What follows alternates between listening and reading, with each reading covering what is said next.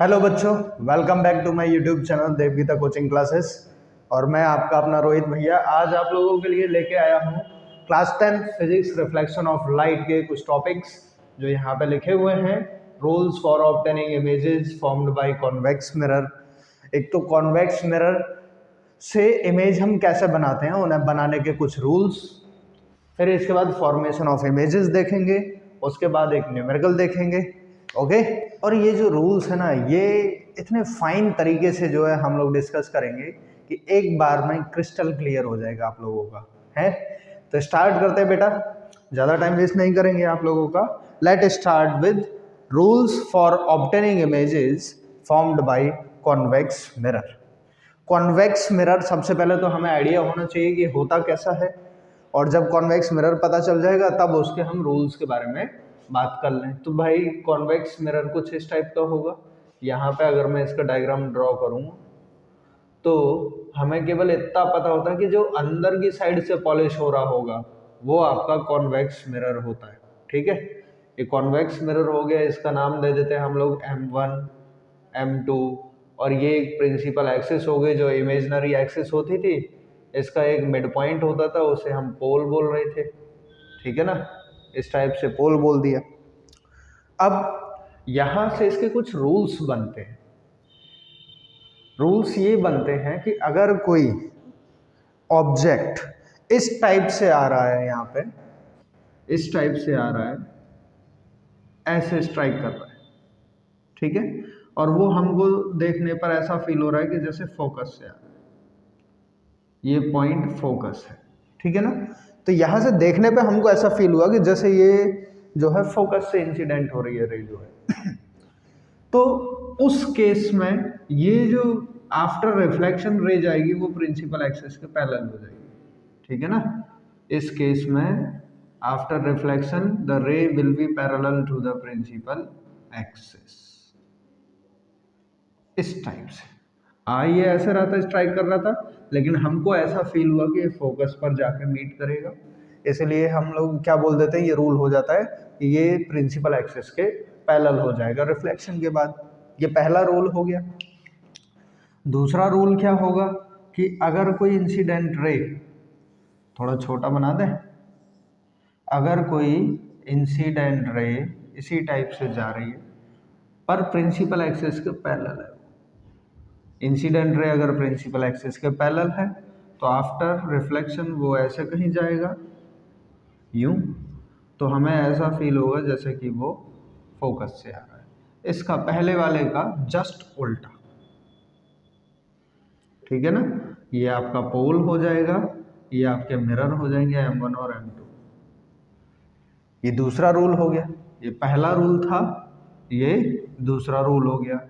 तीसरे रूल पे क्या बोलते हैं ये कि फिर से कोई एक मिरर बना लेंगे।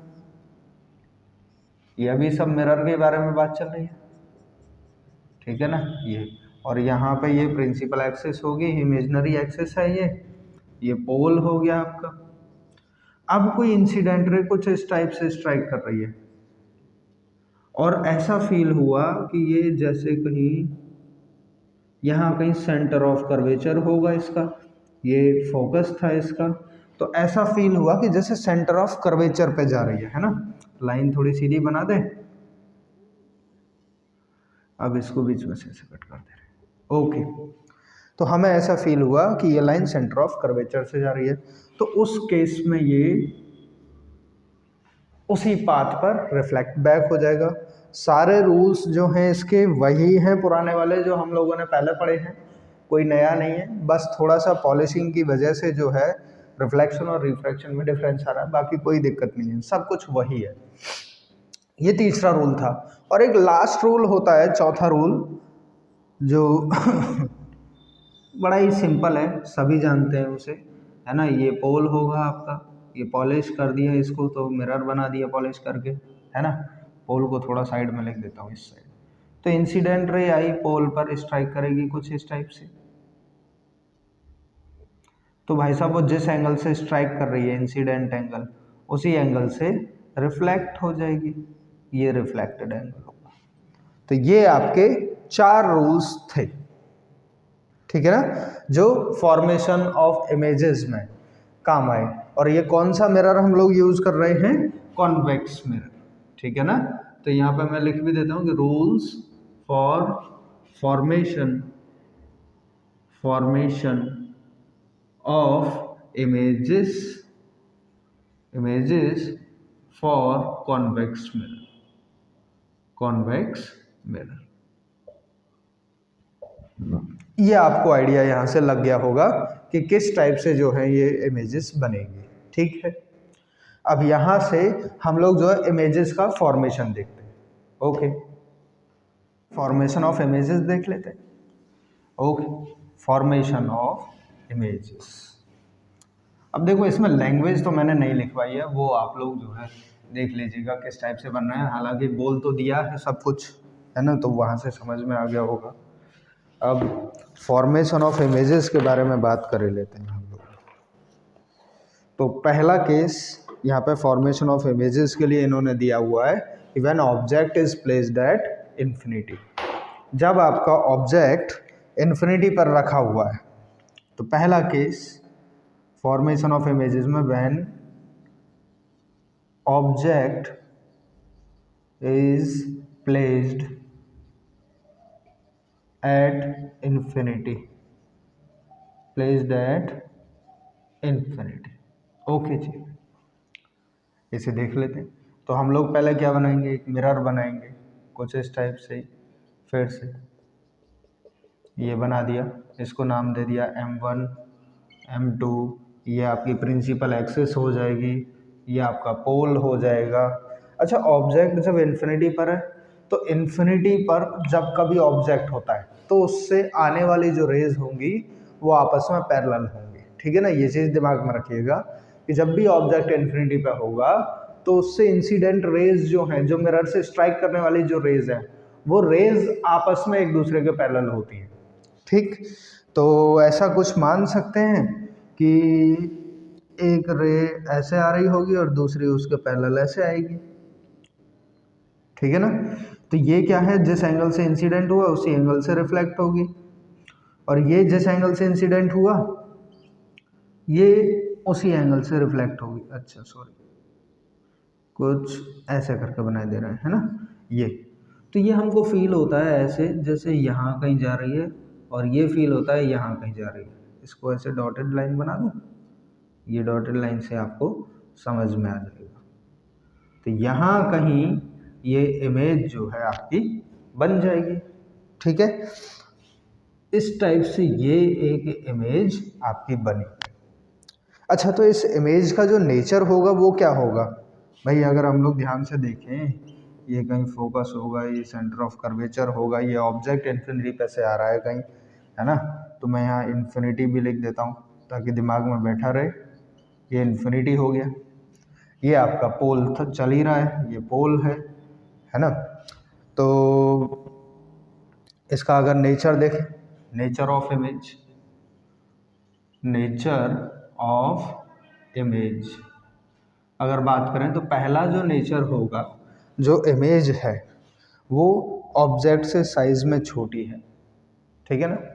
तो यहाँ पे ऐसा लिख सकते हैं कि साइज ऑफ इमेज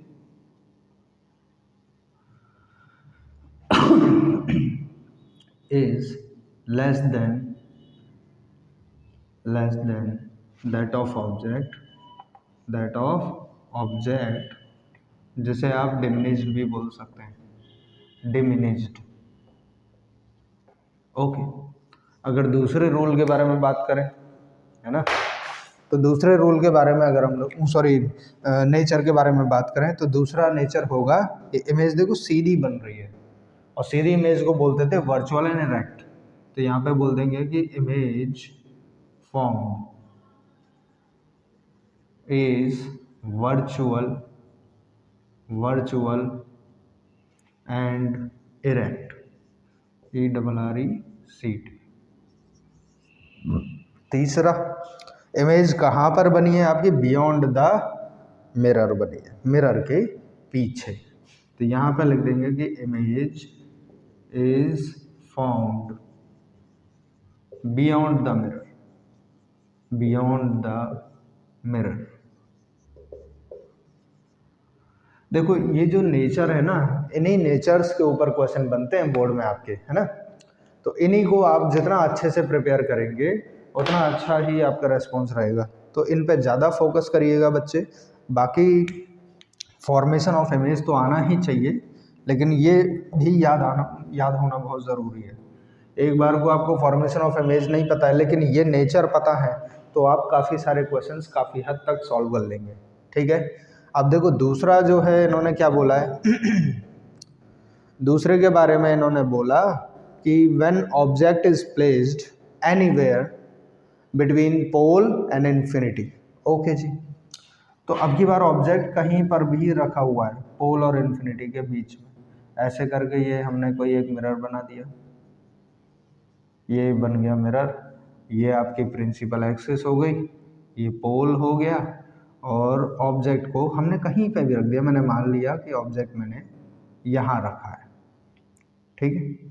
अब ऑब्जेक्ट प्रिंसिपल एक्सिस के पैरेलल है, तो आफ्टर रिफ्लेक्शन वो कैसा जाएगा बताओ। आफ्टर रिफ्लेक्शन कुछ इस टाइप से जाएगा जैसे कि वो फोकस से पास हो रहा हो और प्रिंसिपल एक्सिस के पैरेलल है ना, लाइन थोड़ी टेढ़ी बन रही है एकदम। भाई मेरे डायग्राम जो है थोड़े से गड़बड़ हो जाते हैं, तो ये कहीं ऐसे फोकस से आती हुई फील हो रही होती है। एक्चुअल में ये ऐसे मैं कर दे रहा हूँ। अभी रूल देखा था हमने, पहला जो रूल था वो यही था, है ना, कि प्रिंसिपल एक्सिस के अगर पैरेलल है तो ऐसा फील होगा। दूसरा मैंने रे को मान लिया कि ये कुछ जाएगी ऐसे, दूसरी मैंने मानी कि ये ऐसा स्ट्राइक कर रही है कहीं, है ना, ये रे थोड़ा सा ढंग से बना दो ये, और ये ऐसा स्ट्राइक कर रही है तो ये क्या करेगी, ये कुछ इस टाइप से जाने की कोशिश करेगी, और ये जो है कहीं यहाँ सेंटर ऑफ कर्वेचर से आने की कोशिश करेगी। तो ये भी आपकी जो इमेज बन रही है ना, ये सी मान ले रहे हैं, तो यहाँ पे कहीं आपकी इमेज बन रही है। तो क्या देख रहे हैं, इसका भी नेचर कैसा होगा, सेम टू सेम यही नेचर होगा जो अभी हमने बनाया है ना। ये आपका पोल हो गया, तो इमेज कैसी होगी, उसका साइज़ जो है ऑब्जेक्ट के साइज से छोटा होगा, पहली चीज़। दूसरा वर्चुअल और इरेक्ट इमेज फॉर्म होगी, और तीसरे नंबर पर क्या हो जाएगा आपका, इमेज जो है वो बियॉन्ड द मिरर फॉर्म होगी। जो ये है ऐसे रिफ्रैक्शन के लिए था और ये इंसिडेंट थी, तो ये दिखा दिया इसमें। एरो देखना बहुत ज़रूरी है भाई, ठीक है ना। तो ये आपके जो हैं फॉर्मेशन ऑफ इमेजेस थे, आपने देख लिया होगा, और स्क्रीनशॉट भी ले लीजिएगा इसका तो समझ आ जाएंगे। अब हम आते हैं न्यूमेरिकल्स पे। मेन उद्देश्य मेरा यही रहेगा कि कैसे ज़्यादा से ज़्यादा चीज़ें जो हैं आप लोग अपने बोर्ड के लिए प्रिपेयर करें, उसमें अच्छे मार्क्स जो हैं कैसे मिलें आपको। तो उन्हीं चीज़ों को या टॉपिक्स को लेके हम लोग ज़्यादा फोकस देंगे। तो ये कहेगा, क्वेश्चन कह रहा है कि एन ऑब्जेक्ट 5 सेंटीमीटर हाई, एक ऑब्जेक्ट है जो 5 सेंटीमीटर हाइट का है ना। तो यहाँ पे हम ऐसा लिख सकते हैं कि हाइट ऑफ ऑब्जेक्ट जो है वो 5 सेंटीमीटर है, ठीक है। कॉन्वेक्स मिरर है आपका, is placed eight A distance of 10 centimetre from convex mirror, जो कॉन्वेक्स मिरर से 10 सेंटीमीटर के डिस्टेंस पर रखा हुआ है, मतलब ऑब्जेक्ट की पोजीशन बता दी। तो u इक्वल्स टू माइनस का 10 सेंटीमीटर, और रेडियस ऑफ कर्वेचर आपको दे रखा है 30, मतलब कॉन्वेक्स मिरर में देखो आपको पता होगा r आपका पॉजिटिव होता है 30 सेंटीमीटर। अब यहाँ से हम लोग देखेंगे फोकल लेंथ कितनी होगी, तो 30 डिवाइडेड बाई 2, बिकॉज मैं पहले फॉर्मूला लिख देता हूँ ना, f is equal to r by 2 होता है, तो 30/2 इक्वल्स टू 15 सेंटीमीटर। पूछा क्या क्या है आपसे, फाइंड द नेचर। अच्छा जी, चलो नेचर बताना है, पोजीशन मतलब v बतानी है, पोजीशन ऑफ इमेज, और साइज ऑफ इमेज मतलब hi बताना है, ठीक है। इनको देख लेते हैं हम लोग। फॉर्मूला पता है अपने को, 1/f is equal to 1/u plus 1/v।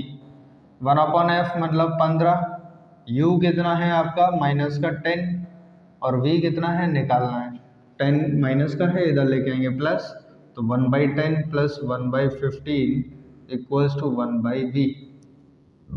और अब देख लेते हैं इसे, एलसीएम होगा 30, 10 3 जा 15 2 जा, दोनों में आ गया 5/30 इक्वल्स टू 1/b, और v से ये 6 टाइम, ये 1 टाइम, क्रॉस मल्टीप्लाई करेंगे तो v इक्वल्स टू आ गया 6 सेंटीमीटर।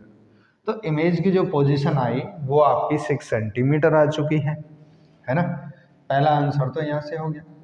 दूसरे में हमको पता है कि जो HI अपॉन HO का रेशियो होता था -v/u के बराबर। HI आपको निकालना है तो ऐसे ही रहने देंगे।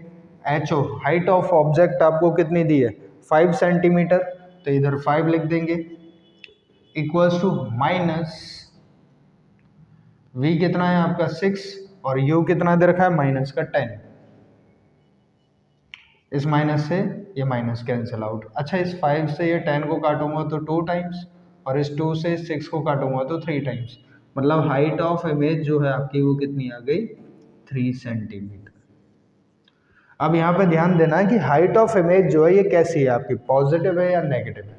हाइट ऑफ इमेज अगर पॉजिटिव है मतलब जो एक्सिस है उसके ऊपर इमेज कहीं बन रही है, तो मतलब इमेज कैसी होगी आपकी वर्चुअल और इरेक्ट होगी।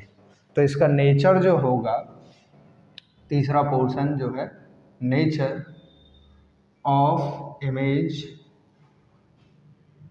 Is virtual and erect. अब इसके बाद जो है एक टॉपिक बचता है uses of convex and concave mirrors, ठीक है ना। वो उनके जो यूजेस हैं बच्चे, वो आप बुक्स में से एनसीईआरटी में भी काफ़ी अच्छा दे रखा है, कोई साइड बुक वगैरह हो वहाँ पे भी अच्छे से दे रखे हैं, है ना। तो वो केवल लर्निंग पोजीशन है आपकी, है ना, समझाने वाला तो उसमें कुछ ऐसा है नहीं। तो आप एक काम करिएगा कि उन्हें जो है वहाँ से लर्न करिए, और मैं यकीन दिला रहा हूँ कि उस यूजेस में से भी क्वेश्चन MCQ टाइप बनते हैं और आते हैं, और जब याद नहीं करते तो वो कन्फ्यूजन क्रिएट करते हैं।